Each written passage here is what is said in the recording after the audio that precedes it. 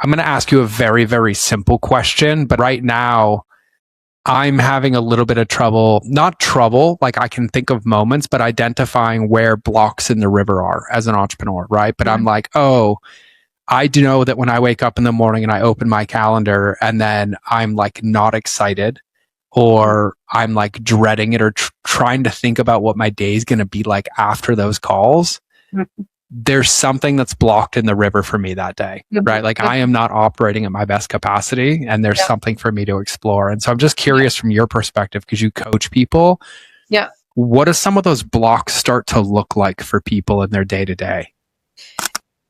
It looks like resistance to what is. Okay, that's what a block is. And there's two ways to look at it. There's the resistance, which means, you don't want to do it. You're resisting what's in front of you. So you're resisting what life's given you. And then there's an aversion. An aversion is where it doesn't feel right for you to do it. So they're very different, right? So an aversion is a sign that's probably not what you should be doing, right? But if our senses are not working properly, we can't pick up the difference between resistance and aversion. So there's two pieces here. So resistance comes from a nervous system that is not being a conduit for energy. It comes from a stored stress, because when we're in a stay and play vibration. So if you think about stress as a fight and flight vibration versus stay and play, and it's all neurochemistry, right? But I won't go into that right now.